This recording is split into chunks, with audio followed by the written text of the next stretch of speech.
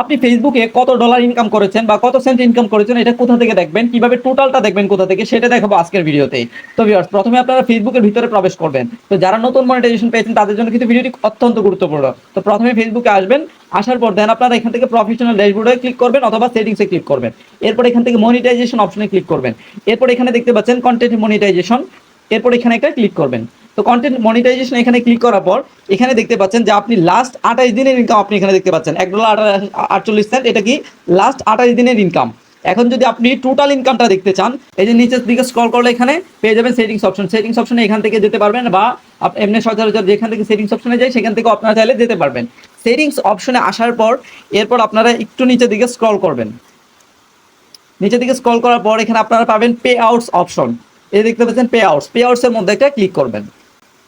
Pay আউটসে click করার পর এরপর আপনি এখানে টোটাল ইনকামটা দেখতে পারবেন যে আপনার টোটাল ইনকাম কত টাকা হয়েছে এটা।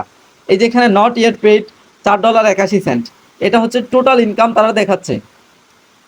আপনার টোটাল ইনকামটা আপনারা এইখান থেকে দেখতে পারবেন। তো ভিউয়ার্স, আজকের ভিডিওটি ছিল মূলত এতটুকু। ভিডিওটি আপনাদের কাছে কেমন লেগেছে গুরুত্বপূর্ণ মতামত জানাতে ভুল করবেন না এবং নতুন নতুন টিউটোরিয়াল ভিডিওগুলো সবার আগে দেখতে চ্যানেলটি সাবস্ক্রাইব করে নোটিফিকেশন বেল বাটনটি অন করে দিন। আসসালামু আলাইকুম।